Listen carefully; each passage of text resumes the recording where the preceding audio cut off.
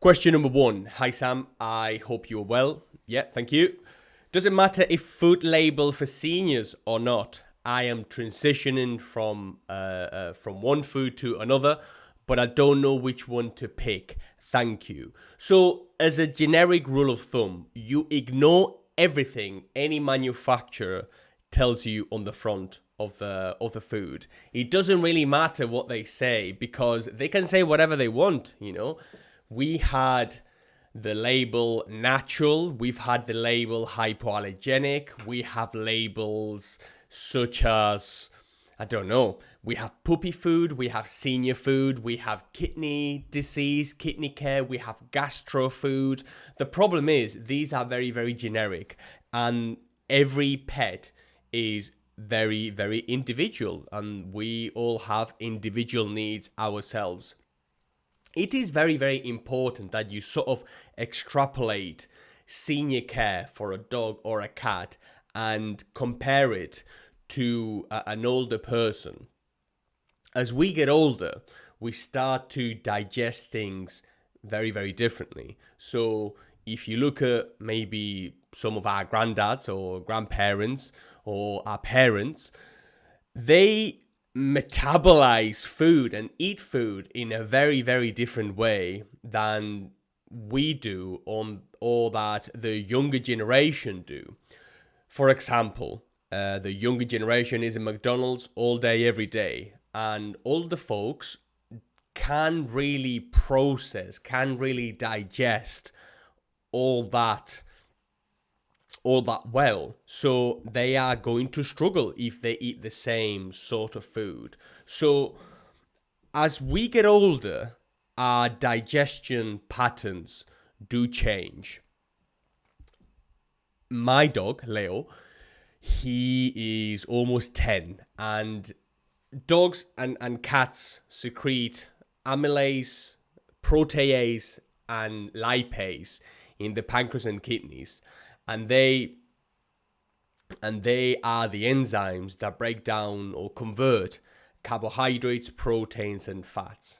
And the issue my dog is having at the minute is that he cannot digest fats, lipids very well. So that results in yellowy, oily stools sometimes, which is undigested fat.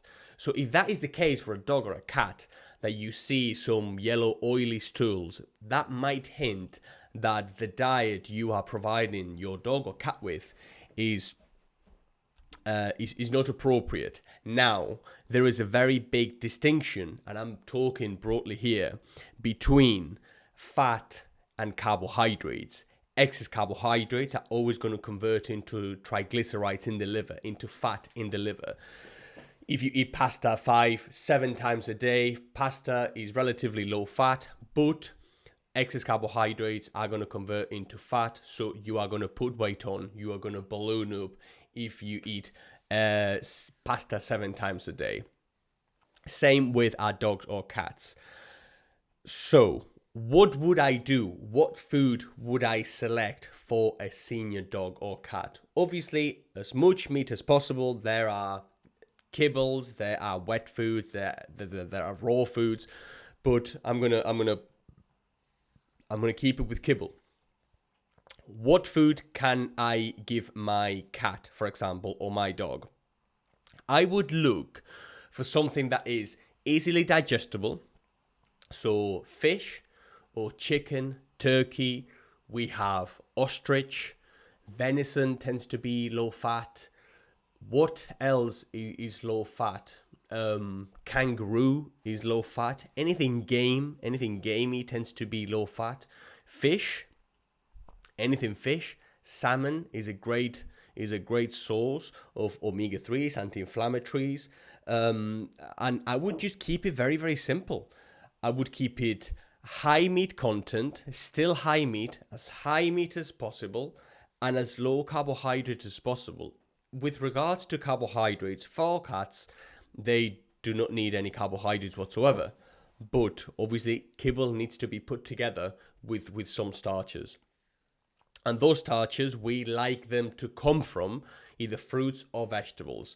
And those fruits or vegetables can be over a certain percentage. So try to keep it as low as possible in the carbohydrate department and as high meat possible in the meat department, and your cat will be very, very happy, or your dog will be very, very happy if you are buying for a dog, which you're not. You are buying for a cat. But I would just do that. It is incredibly silly of people whenever they carry on living their lives as like the same as they did when they were 20. And you see this all the time. There's a lot of people who drink a lot, for example, when they are younger, and abuse their bodies, and they eat a lot of rubbish, and then they turn 40, 50 or 60 and they still do the same thing. They eat the same foods, they don't look after their bodies, that sort of thing. And all that takes a toll. And I believe it's the same with our pets. So if you, for whatever reason, you happen to select one of these low quality kibbles and it's full of fat and it's full of rubbish, that is going to take a toll on your pet over time. And by the time your dog or cat is 5, 6, 7, 8 and into the later years, your dog or cat is totally going to suffer. And one of the first things that does suffer, but the kidneys suffer quite a lot, so keep moisture in your cat's kidneys, as much moisture in your cat's kidneys as possible. But the other thing that suffers is the pancreas. The pancreas, and the ability for the pancreas to convert and to work properly starts being diminished. This is why, for example, when you sit in a restaurant and you are with granddad or grandma, sometimes they eat fish, sea bass. It's a popular choice because it's easy to digest. You wouldn't order a big lamb dinner for your gran, would you? Because that's hard to digest. Same with dogs, or cats. Try to stay away from the harder to digest, although they are wonderful. So pork is wonderful, beef is wonderful, lamb is incredible, goat is incredible. All these meats are incredible. They are so nutritious. They are packed with vitamins and minerals and different nutrient densities. For example, lots of people love chicken, and they just love chicken. They love chicken. But beef, red beef, it's so nutritious. It's incredible. It's arguably a superfood.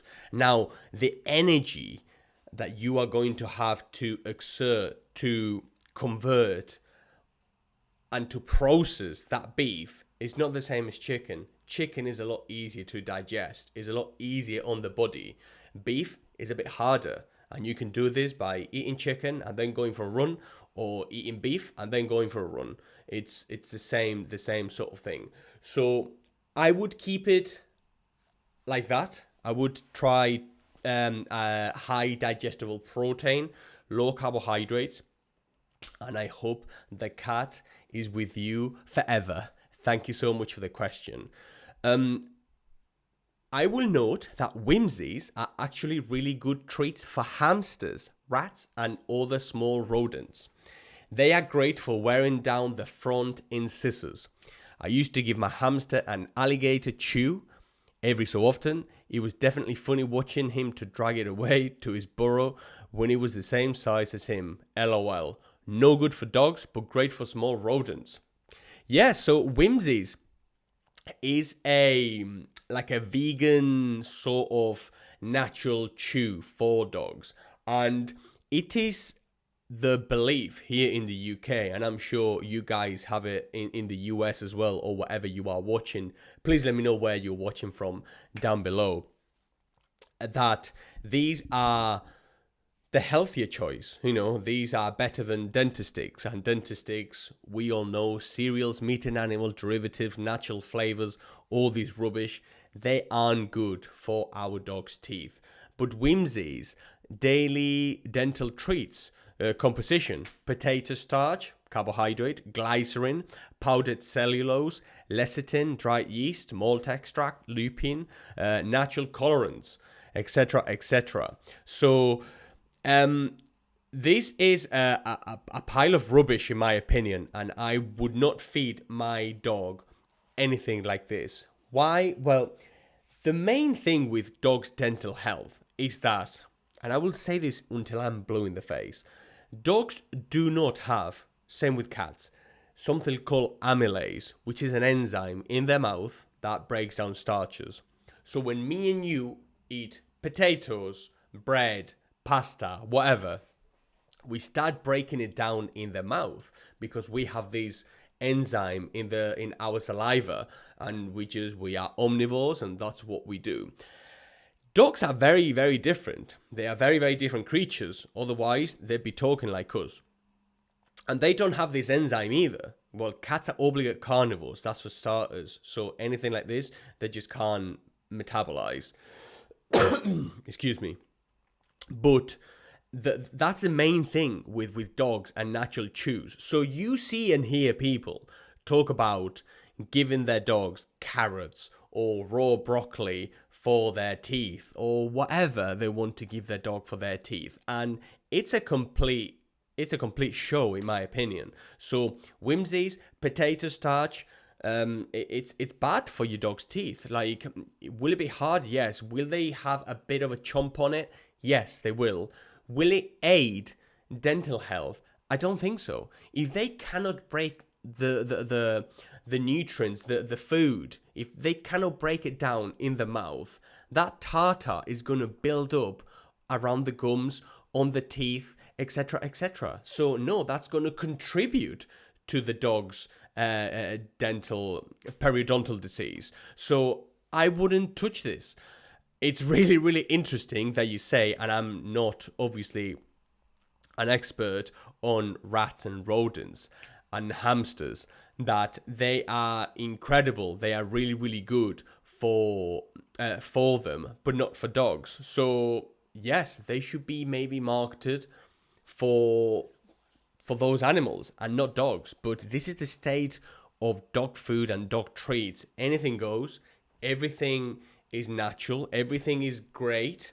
And so it's a really interesting and sad marketplace, because you get told lots of things from different people. And we have dental chews like Dentisticks.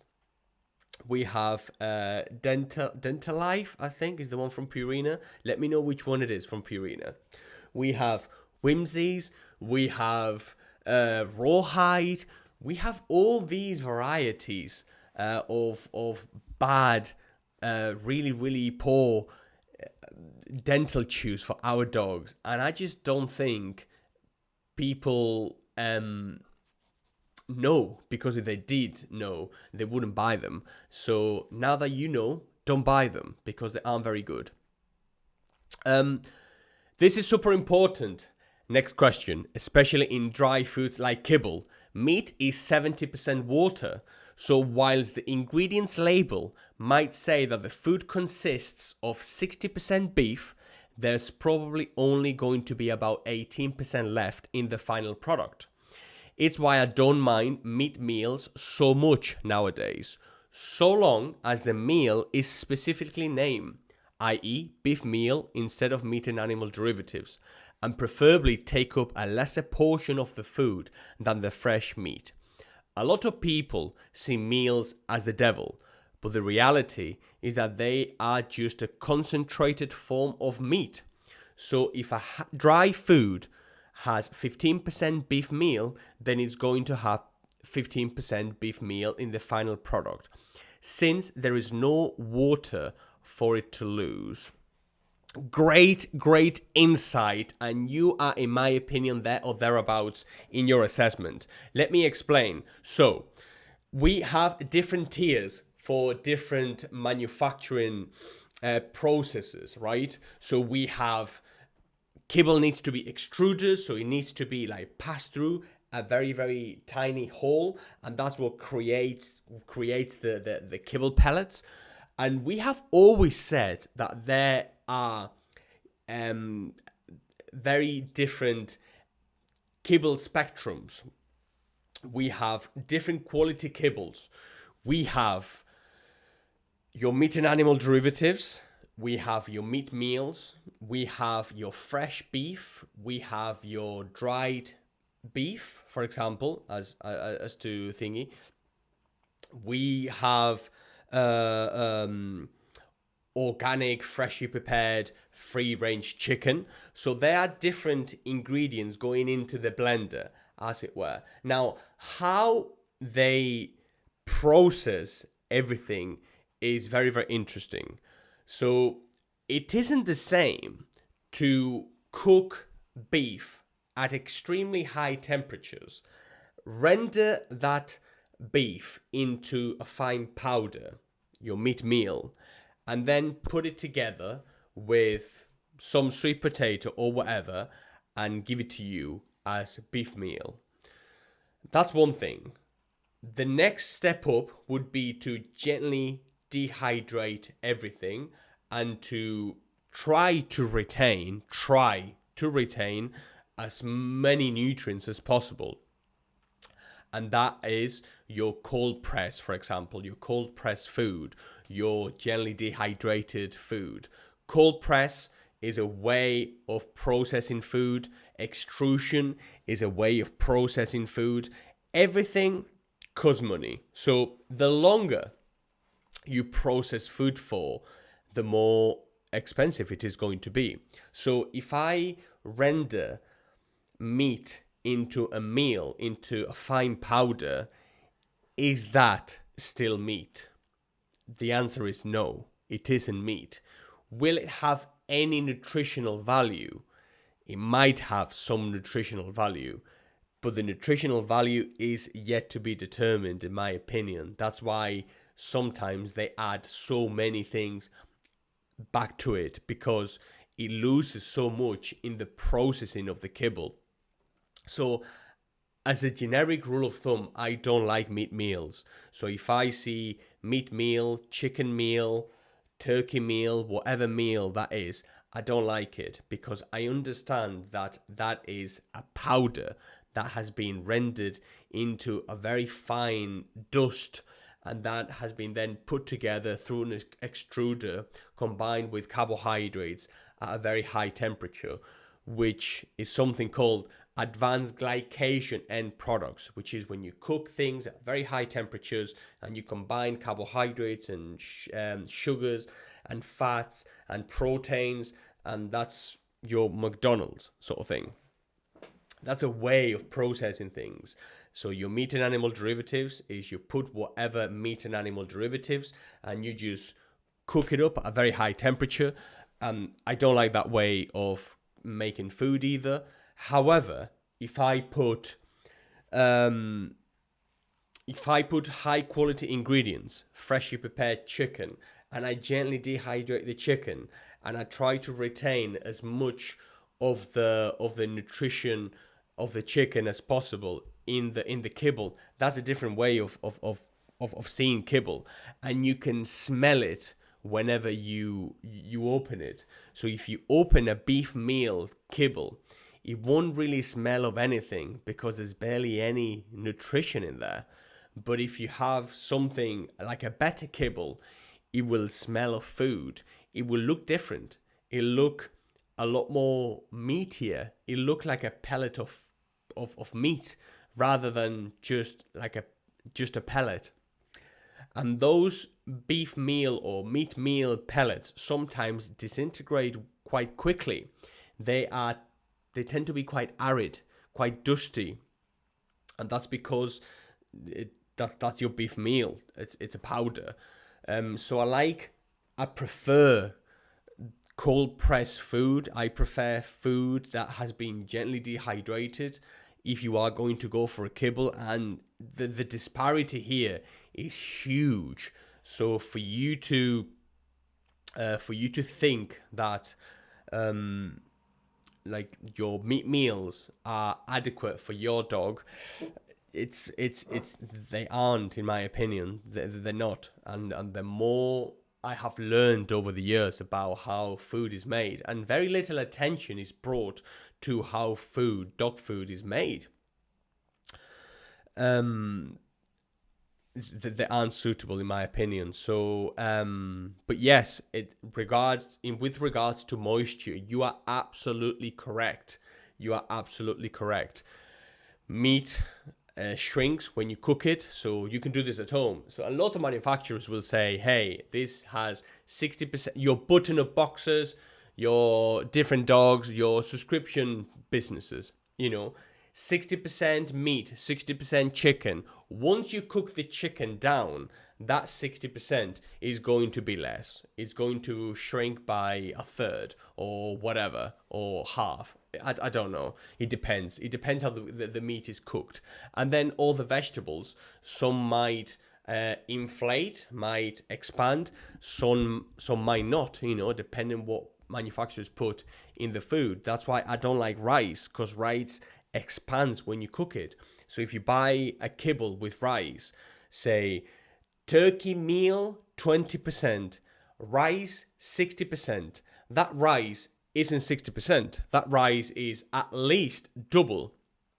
And the turkey meal 20%, that's maybe 12%, 15%, whatever the case might be. So that's why you are absolutely spot on with regards to the water content, and why manufacturers do not tell you, or they don't want to emphasize the water content or the moisture levels. So yeah, really, really good take. Thank you so much. We are going to talk about the CMA, and this is the inquiry group made up of independent experts who will lead the market investigation into veterinary services here in the UK. So, following the launch of its market investigation into the vets sector, and in line with our usual market investigation procedures, the Competition and Markets Authority has today published an issue statement which sets out the inquiries group initial theories on what might be affecting competition in the sector and the potential solutions or remedies that could be considered. And I am then going to tie this with another piece of news, which is the UK's first union practice facing strike action. So far, the investigation timeline, the CMA launched a market investigation review on 2023 September, a consultation on the proposal to launch a market investigation opened on 12th of March, and we are now here basically. The CMA, the Competition and Markets Authority here in the UK, must generally conclude a market investigation within 18 months from the date that the reference is made, with a potential additional 6 months for putting remedies in place. And the final report is expected by November 2025 at the latest. And this is going to tie in with Vets Union, and so a war of words has erupted after staff at Welsh Veterinary Practice Group voted overwhelmingly for industrial action in a pay and conditions dispute. BVU, the British Veterinary Union, officials say disruption at Valley Vets is likely to start later this month, and accused its owners of presiding over rife staff poverty and increasingly unaffordable care fees. But the group's management has hit back, branding the union's characterization of changes as irresponsible and unethical. So, very, very interesting. When I spoke to Ariel Griffiths, vegan vet, you can agree or disagree with her. I disagree, obviously. I don't like vegan diets for dogs or cats. When I spoke to her, she made the comment that most vets are now corporate tools. They they get told what to do, they get told what to wear, they get told what to prescribe, they get told everything. They are literally medical professionals. They show up to work, they get told what to do, what to prescribe, and they are just operators. The main problem vets have in the UK, in the US, everywhere in the world is that private equity and big groups have absorbed most of them. So there aren't that many independent vets left. And that causes corporations to seek more money and more money and more money and more money and push the boundaries and push the boundaries and push the boundaries. And now we see exorbitant vet bills. We see practices with vets who are stressed, overworked, overwhelmed. They are now proactively texting you to get you back into the clinic, for example, something another vet has criticized, because that's just seeking profit, not seeking or treating disease when it shows up. It's just a money-making machine. Just come up for a checkup. Well, you go for a checkup if you need a checkup. You don't just show up for a checkup every 6 months or whatever at your vet, unless your dog or cat has a condition. So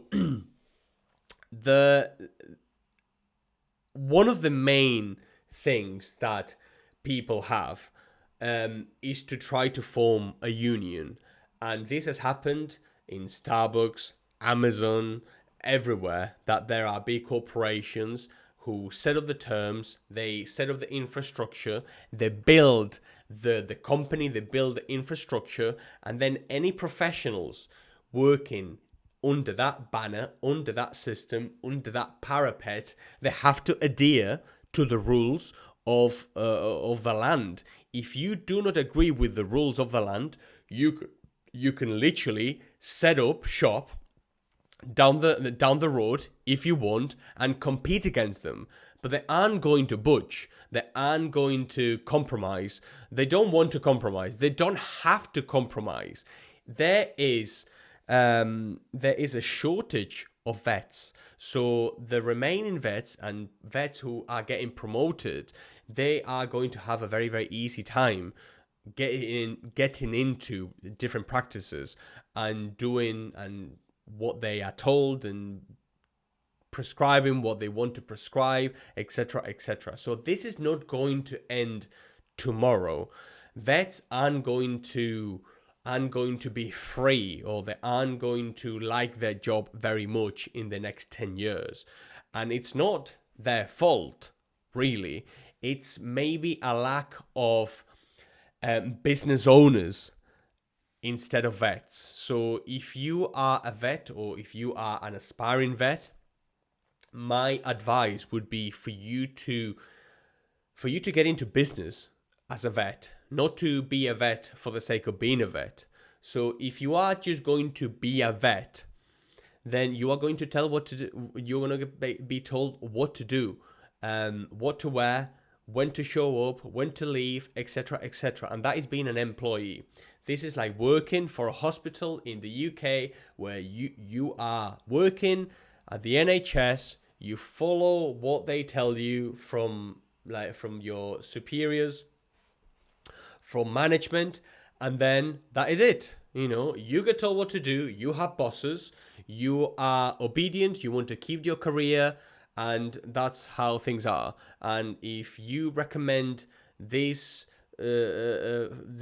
dog food as a vet instead of another one, then that's not permitted, because we only recommend certain foods because we are owned by the same group that owns the brands. So those brands are going to be sold via vet practices. And if you don't want to recommend those vet foods, those dog foods, then you can set up shop down the road, and you can set up whatever you want, and then you can sell whatever you want. So this is not going to end tomorrow, and the notion that that things are going to change and change is going to appear magically, it's all nonsense, in my opinion. Do we want independent vets, yes. Are we going to get more independent vets? I very much doubt it. You need a substantial amount of capital to set up a vet and to make it profitable and to make it viable. But I don't think it's going to happen. I think most vets want to be vets. I think that most vets don't want to set up a business, because if you set up a business, there is a very high probability that you will be out of pocket and that you will face bankruptcy, and not many people want to take that risk. So, and scholars especially don't want to take that risk. So I don't think anything here is going to change. I mean, some of these claims are ridiculous. You know, the union claim that £60,000 of treatments were rejected by clients on cost grounds in a single week, with 10% of that leading to pets being euthanized. These negotiations come against the backdrop of CMA investigation into the sector, and staff of Value Vets firmly believe that any downturn in profitability of the company is due to fees having been increased so much that clients can no longer afford them.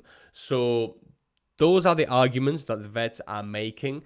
They are likely going to be right somehow. The company will say otherwise. And that is the state of things. You know, that is the state of things. Let me know what you think if you are a vet, if you're involved in this in any shape or form here in the UK or abroad.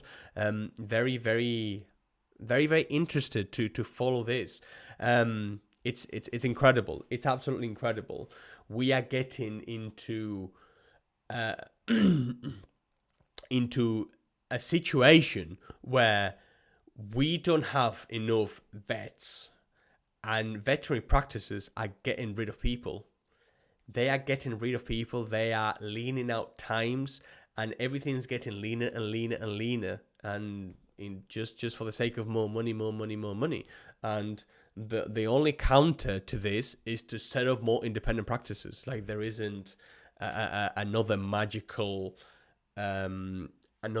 solution. These are private enterprises. These are private equity groups. These are investors. And if you want to battle and if you want to fight, well, you have to put the money where your mouth is, basically. So if you're an investor and you have a lot of money, well, let's set up a vet, and we can partner together. So yeah. Info at thepetquarter.co.uk, or comment down below, and I'll see what I can do. In any case, thank you so much for watching, and I'll see you in the next one.